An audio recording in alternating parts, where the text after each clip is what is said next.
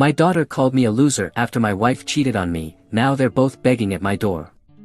So, I, 54, male, never thought I'd be posting something like this on Reddit, but after everything that's happened over the past few years, I just need to get this off my chest.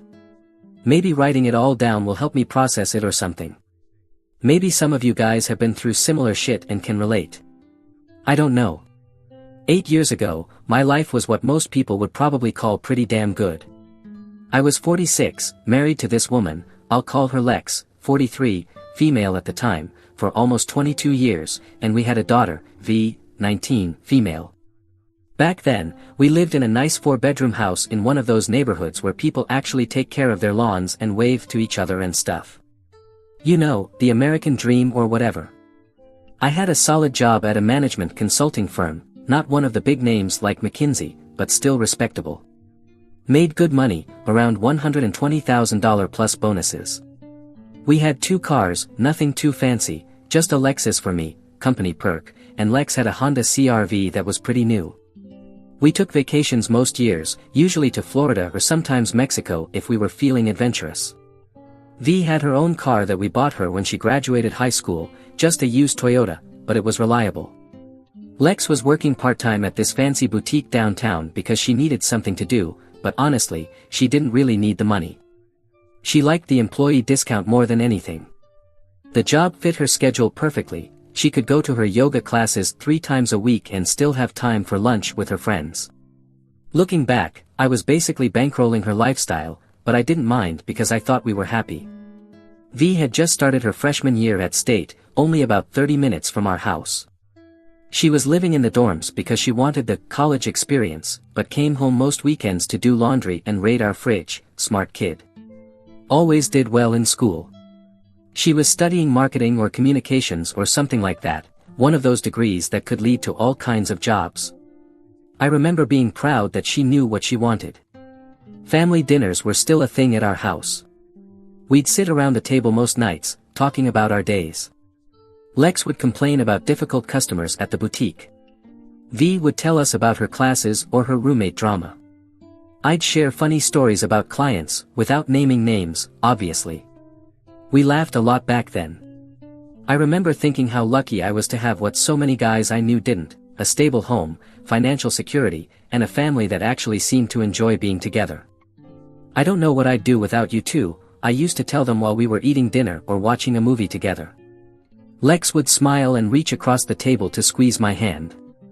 V would roll her eyes but smile anyway.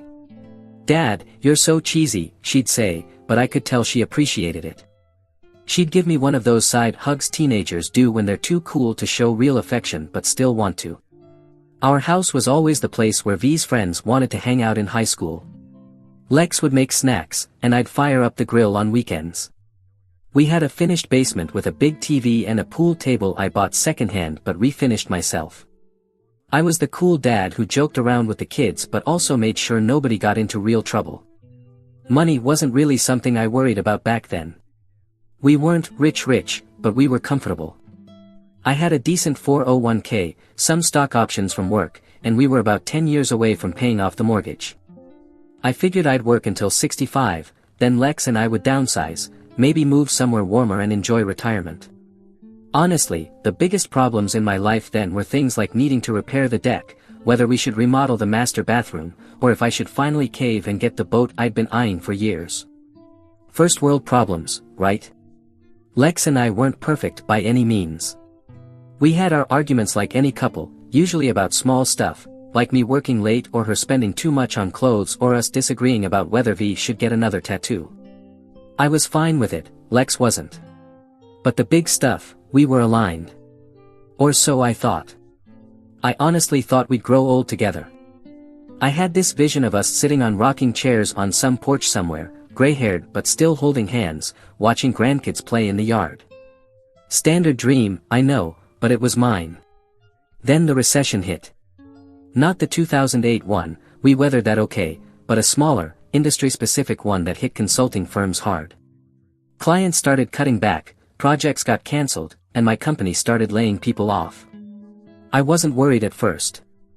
I'd been there for 15 years, had brought in several big clients, and thought I was pretty much indispensable. I'd survived previous rounds of layoffs and even had to be the one delivering the bad news to some of my team members. It sucked, but I figured my position was secure. I remember joking to Lex, "They can't fire me. I know where all the bodies are buried." She laughed and asked if we should cancel our planned vacation to Cancun that summer just to be safe. I told her, "No way. We deserve it and can afford it." Man, I was fucking clueless about what was coming. I still remember that day perfectly. It was a Wednesday, always felt like bad news comes on Thursdays for some reason. I was working on a presentation when my boss, Greg, messaged me, asking if I could stop by his office when I had a minute. I figured it was about the Johnson account or something. When I walked in, HR was sitting there. That's when I knew. "We're restructuring the department," Greg said, not even looking me in the eyes like the coward he was. "Your position is being eliminated." Eliminated. Like I was some kind of bug. 15 fucking years at that company. Countless weekends worked. All the times I'd chosen the job over family events. And that's what I got, eliminated. They gave me the usual corporate bullshit speech about how valuable my contributions had been, how it wasn't personal, just business, blah, blah, blah. I barely heard it. They handed me a folder with severance information, 6 months' pay, which sounded decent until you realized what the job market was like, and said someone from HR would walk me to clean out my desk, like I was gonna steal shit or something. The worst part was walking past my team with a cardboard box of my stuff. The looks on their faces, some were shocked, some scared, probably thinking they were next, and some, I hate to say it, looked kind of relieved. Like, better him than me. Human nature, I guess. I drove home in a daze. It was like 2 p.m. on a workday, and I was heading home with a box of desk crap in my trunk. Didn't feel real. Lex was out shopping with her friends when I got home, so I had a few hours to sit at the kitchen table and try to process what the hell had just happened. When Lex got home and saw me sitting there, she knew something was wrong right away. "Why are you home so early?" she asked, putting her shopping bags down, 3 bags from Nordstrom. Probably spent at least $500, which I didn't realize at the time would matter so much soon. "I got laid off," I said flatly. Her face did this thing where it cycled through like 5 different expressions in 3 seconds, shock, confusion, sympathy, worry, and then something else I couldn't quite identify. Maybe fear. What? Why? How could they, she said, sitting down across from me. I explained what little I knew, restructuring, budget cuts, last in, first out, except I wasn't last in. I was just expensive. Younger guys could do my job for less money. "What are we going to do?" she asked. And I noticed the "we" seemed to mean you, based on her tone. "I'll find another job," I said with more confidence than I felt. "The severance gives us some time. We'll be okay." She nodded but didn't look convinced. The first month wasn't too bad. I treated the job search like a job itself, up at 7, showered and dressed like I was going to work, then spent 8 hours at the kitchen table applying for positions, networking, calling old contacts. I had a LinkedIn profile but never really used it before, so I had to learn all that stuff. Felt weird asking for endorsements and recommendations, but I did it. Lex was supportive at first, bringing me coffee, telling me I'd find something soon, that any company would be lucky to have me. But as the weeks dragged on with no offers, just a few interviews that went nowhere, her attitude started to change. It was small things at first. She'd mention a friend's husband who got laid off and found a new job within 2 weeks. She'd sigh loudly when checking the mail and finding more bills. She started forgetting to tell me about dinner invitations from our couple friends. I think she was embarrassed to have an unemployed husband. By month 3, our savings were taking a hit. I canceled all my subscriptions. We cut cable, stopped eating out. I started doing all the cooking and cleaning since I was home anyway, but instead of appreciating it, Lex just seemed to resent that I was always around. "Don't you have somewhere to go today?" she'd ask, like I was a teenager loafing on the couch. I was applying for jobs every damn day. The real sting was when V needed money for some college expenses we hadn't planned for, an extra textbook, a lab fee, something like that. It was only like $200, but when I had to tell her we needed to be careful with money right now, Lex lost it. "This is exactly what I was afraid of," she yelled after V had hung up. "We can't even support our own daughter now." "It's temporary," I said, trying to stay calm. "We're not broke, we're just being cautious." "How long is temporary?" she demanded. "It's been over 3 months, Ray. What jobs have you even applied for today?" And that became our new normal. She'd check on me like I was a child, asking for reports on my job search, suggesting positions that were entry-level or completely outside my field because, at least it's something. One night, I caught her looking at our bank accounts with this worried expression. "We're fine," I told her, though the numbers were definitely going down. "The severance will last another few months, and I'll find something before then." She didn't respond, just closed the laptop and went to bed early. That's when her extra shifts at the boutique started. Suddenly, she was working late several nights a week. Weekend shifts, too. I was actually relieved. We needed the money, and it got her out of the house so I didn't have to deal with her constant disappointment. I should have known something was off. The boutique closed at 7 p.m., but she'd come home at 10 or 11. Her clothes and hair were always perfect, not like someone who'd been working retail for hours. And there was the cologne smell. Not hers. I asked her about it once, and she got super defensive. "Are you seriously accusing me of something when I'm out there working to support us because you can't?" That shut me up pretty quick. The guilt was overwhelming. Here I was, suspicious of my wife when she was picking up extra work because I'd failed as a provider, at least that's how I saw it. Then, by month 5, I was getting desperate. The severance was almost gone, and I'd had exactly 2 promising interviews that both ended with, "We've decided to go with another candidate." Turns out, 15 years at one company made me look stale to some employers, while being 46 made me too senior, too old, for others. I started applying for jobs I was overqualified for, willing to take a significant pay cut. Even those weren't panning out. The day I applied for a position driving a delivery van for a local shipping company was one of the lowest points. It paid less than half of what I'd been making before, but we needed income, and driving a van was something I could do. When I got called for an interview and then offered the job the same day, I felt relieved that money would be coming in again, but also ashamed that after decades of building a career, this was where I'd landed. I broke the news to Lex that night, thinking she'd at least be glad I'd found something. "A delivery driver? That's your solution," she said, not even trying to hide her disgust. "God, I can't believe what my life has become." That hurt. A lot. "What do you want me to do, Lex?" I shouted, finally losing my cool. "The bills need to be paid. Would you rather I turned it down and we lost the house? I'd rather you found something worthy of your experience. Did you even try calling Greg to see if they'd take you back? Or what about Tom from the golf club? His company is always hiring."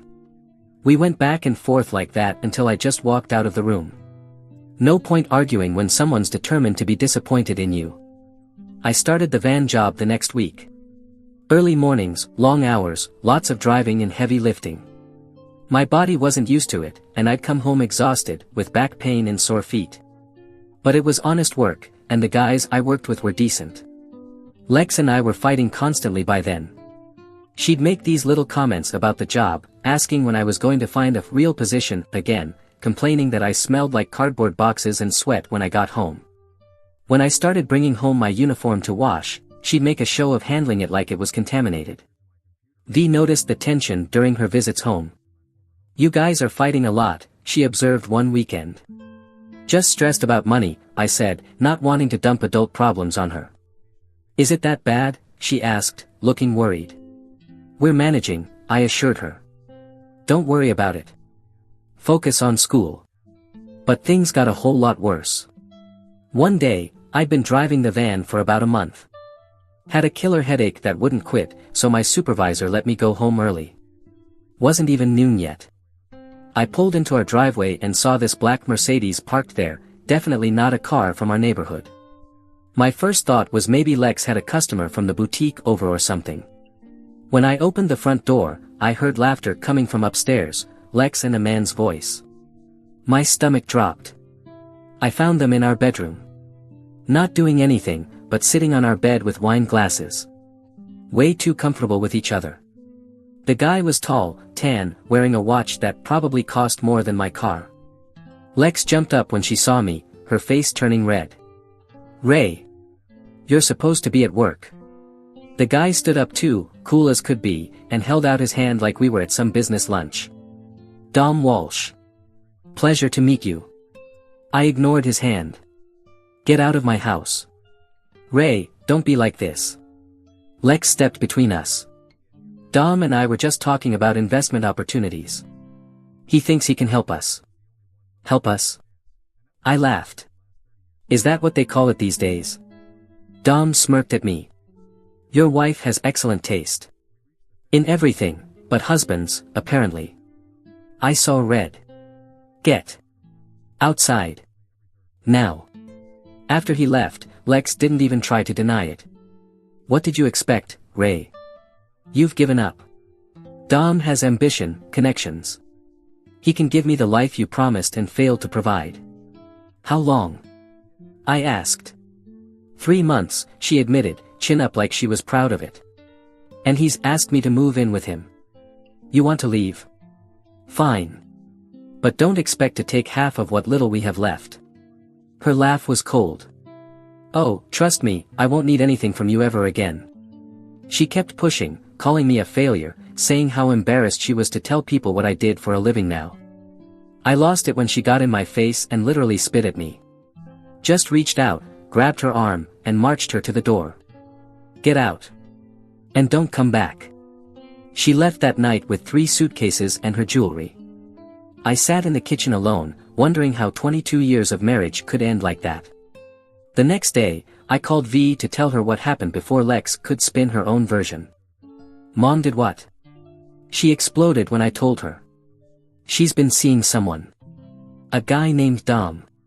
She's moved in with him." I can't even." V sounded like she was crying. "How could she do that to you?" "To us. Your mother made her choice," I said tiredly. "It was the wrong one," V said fiercely. "I'm on your side, Dad." That meant more to me than she could know. I figured Lex would try to turn V against me, use the college money as leverage, but my daughter surprised me. That weekend, V came home and helped me start sorting out the mess, canceled Lex's credit cards, changed Netflix passwords, all that petty divorce stuff. But it felt good having V there, knowing she had my back. "We don't need her," V would say when I seemed down. "We're better off without someone who would bail when things got tough." I tried to be fair, told V that her mom still loved her and that this was between adults. But V wasn't having it. "She betrayed our family, Dad. I'm not just going to pretend that's okay." For a few months after Lex left, it was just me and V figuring things out. I had to downsize fast, no way I could keep the house on my delivery driver salary. Found a small 2-bedroom rental in a decent enough neighborhood. Nothing fancy, but it had a roof and running water. V was amazing during this time. She'd come home from college most weekends and help me pack, clean, throw out junk. She never complained about the smaller place or having to give up some of her stuff. "It's just things, Dad," she'd say when I apologized for the 10th time about her having to cram into a tiny bedroom when she visited. "We still have each other." Money was tight, but we managed. I worked long hours driving the van, and V picked up a part-time job at the campus library while finishing her sophomore year. She even offered to transfer to community college to save money, but I wouldn't let her. "Your education is the one thing I won't compromise on," I told her. "We'll make it work." We had this routine on weekends. She was home, cheap pizza on Friday nights, watching movies from the library on my old laptop. Saturday mornings, we'd hit garage sales looking for stuff we needed. Found a decent couch for $50 that way. That summer, V spent hours helping me apply for better jobs. She'd sit at our wobbly kitchen table, editing my resume, searching job sites. "Your experience is worth something, Dad," she'd insist. "The right opportunity will come along." And weirdly enough, it did. A smaller consulting firm offered me a position. Not as great as my old job, but better pay than driving and actually using my skills. I could afford a better apartment. Maybe even save a little. A year passed after I divorced Lex, and things were looking up, until Lex started calling V. At first, V would ignore her or hang up, but Lex was persistent. "She's still my mom," V explained when I found her texting Lex one day. "I'm just letting her know I'm okay." I didn't like it, but V was 20, an adult. "Just be careful," I warned her. "Your mother has a way of twisting things." I had no idea how right I was. Or how quickly everything would change. It started small, Lex inviting V for lunch, then weekend visits. I didn't like it, but what could I say? Lex was still her mom. I noticed the changes in V gradually. She'd come back from visiting them with shopping bags from expensive stores. New phone. Designer purse. Gifts from Lex and Dom. She talked about their downtown condo, the view, their fancy dinner parties. Mom said they're going to St. Bart's next month, V mentioned one night over our frozen pizza. She showed me the resort. "It looks amazing." I saw the look in her eyes. Our budget meals and second-hand furniture couldn't compete with the glamour Lex was flaunting. "You know you can visit her whenever you want," I said, trying to be mature about it. "I know, Dad." But something had changed. I could feel her slipping away a little more each time she came back from visiting them. There was this growing distance between us, like she was comparing our lives, and finding mine lacking. I'd catch her looking around our small apartment with this expression I couldn't quite name at first. But eventually, I recognized it: pity. Maybe even embarrassment. It killed me inside. This was my daughter, the person who stood by me when everyone else left. And now she was looking at me like I was some kind of cautionary tale. I tried to tell myself it was just a phase, that the novelty of Dom's money would wear off, and she'd remember what really mattered. But deep down, I knew, I was losing her to the lifestyle Lex and Dom were dangling in front of her. And the worst part? I couldn't compete with it. Not financially. All I could offer was love and stability. And apparently, that wasn't enough anymore. One day, V came home one weekend from what was supposed to be a girls' trip, paid for by Lex, of course, and couldn't look me in the eye. "Dad, I need to talk to you," she said, fidgeting nervously. I felt something cold settle in my stomach. "Go ahead." "I've been thinking, maybe I should move in with Mom and Dom for a while." I froze. Felt like I'd been slapped. "Why?" Her answer crushed me. "Dom has connections in the industry I want to work in. He's offered to help me get internships." She hesitated. "And honestly, Dad, it's kind of embarrassing bringing friends here. This place is so small, and the neighborhood is, you know." "Embarrassing," I repeated. I'd been busting my ass to provide what I could. She was the only one who knew exactly what I was talking about. "I know," she said. But she looked around our small living room. "Mom and Dom have a guest room bigger than this whole apartment. And they live in Harbor Towers. So that's it." My voice was quiet. "You're choosing luxury over loyalty. Don't make me feel guilty for wanting nice things," she snapped. "You're just like Mom says, stuck in a rut, comfortable with mediocrity." I looked at her. I had déjà vu. Those words, so similar to what Lex had said when she left. It felt like a knife in my chest. I didn't yell. I didn't argue. I just said, "If that's how you feel, maybe you should go." She moved out the next day. Dom sent a car to pick her up. Not just any car, but a black Lincoln with a driver in a suit.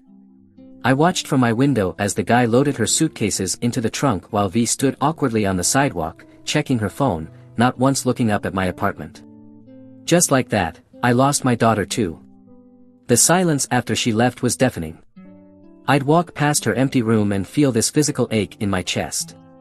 Some nights, I'd sit on the couch with a beer, staring at the wall, wondering where I went wrong. Was I supposed to magically become rich? Should I have swallowed my pride and begged Lex to stay? The first few weeks were brutal. I'd catch myself making enough dinner for two or seeing something funny and thinking, I should tell V about that, before remembering she was gone. Thanksgiving came around, and I bought a frozen turkey dinner for one. Sat at my kitchen table alone while scrolling through Instagram photos of V, Lex, and Dom at some fancy restaurant, all dressed up and smiling like they were in a magazine ad for the perfect family. That night, I got drunk for the first time in years and woke up feeling like absolute garbage, both physically and emotionally. Rock bottom has a way of focusing you, though. I realized I couldn't keep living like this, drowning in self-pity and what-ifs. If V and Lex had moved on, maybe it was time I did too. I threw myself into work, put in extra hours, took on projects nobody wanted, anything to keep busy and not think about how empty my apartment felt. The physical exhaustion helped me sleep at night, and the mental challenges kept my mind off my personal life during the day. It wasn't healthy, probably. But it was survival. The consulting gig was going well. Got promoted after 6 months and started putting money away again. I bought some new clothes, joined a gym, fixed up my apartment a bit. Even began dating a little, awkward coffee meetups and dinner dates that mostly went nowhere. Nothing serious until I met Jen. A woman who lived in my building. We started talking in the laundry room one Saturday, the most ordinary beginning you could imagine, and something just clicked. She was genuine, kind, and didn't care that I drove a 10-year-old car. She'd been through her own hell, losing her husband to cancer, and somehow still managed to see the good in life. For the first time in years, I felt like maybe I could too. During this, I'd hear bits about Lex and V through mutual friends. V got that internship through Dom's connections. Lex was planning his company parties, basically playing the trophy girlfriend. They seemed happy in their perfect little life. Then, about 2 years after V moved out, I got a hysterical call from Lex. "It's your fault," she screamed when I answered. "You turned her against me." "What are you talking about?" I asked, completely confused. Between sobs, the story came out. Lex had come home early from a spa weekend and found Dom and V together in his bed. They'd been sneaking around for months. "He said he loves her," Lex wailed. "That she's young and exciting and I'm past my prime." The irony wasn't lost on me. "Kind of like when you left me for him. This is different. She's my daughter. And I was your husband. For over 20 years. She had the nerve to ask if she could stay with me until she figured things out. I actually laughed. "No, Lex. You made your bed with Dom. Now V is lying in it. Ray, please," she begged. "I have nowhere else to go. He's throwing me out." I didn't think about Lex much after that call. Life went on. I focused on my job, spent time with Jen, tried to build something new from the ashes of my old life. But karma has a way of working in the background while you're busy living. 6 months later, I found out that Dom met a 21-year-old model and moved her in. V found herself out on the street, just like her mother. I didn't find this out from V directly. No. I found out because she showed up at my door one rainy night. I heard the knock around 11 p.m. and wasn't expecting anyone. When I looked through the peephole and saw her standing there, mascara running down her face, designer clothes soaked through, holding that expensive suitcase Dom had probably bought her, something inside me just hardened. "Dad." Her voice was small when I cracked the door open, like when she was a kid afraid of thunderstorms. "I know I don't deserve it, but, can I stay? Just for a little while?" Part of me hesitated for a split second. But then I remembered her words. "You're stuck in a rut, comfortable with mediocrity." I remembered how she'd looked around my apartment with disgust before she left. I remembered how she'd chosen luxury over loyalty.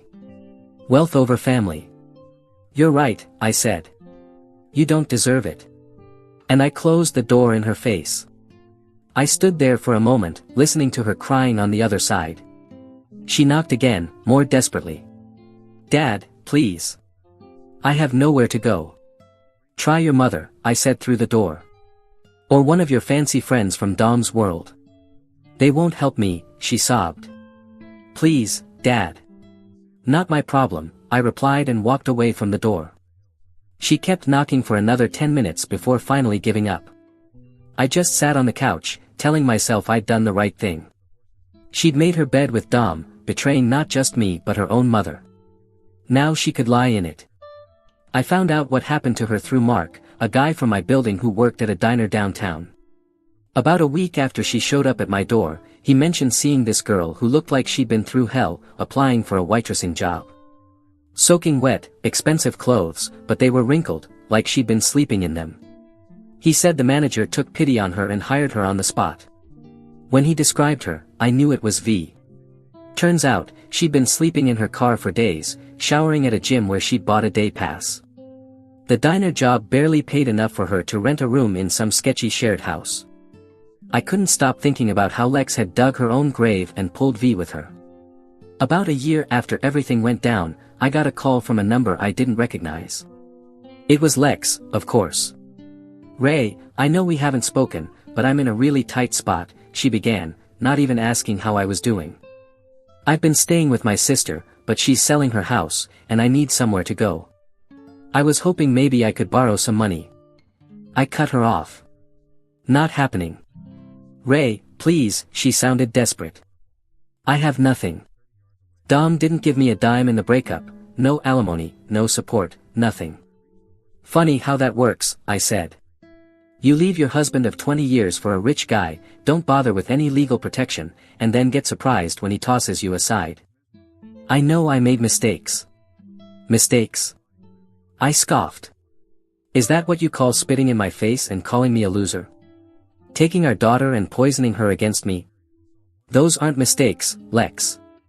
Those are choices." She started crying, but it didn't move me. I'd cried enough tears over her. "Have you talked to V?" I asked, curious despite myself. "No," she admitted. "She won't return my calls. Last I heard, she was waiting tables somewhere." "God, what a mess." "A mess you created," I reminded her. "Have a good one, Lex." I hung up.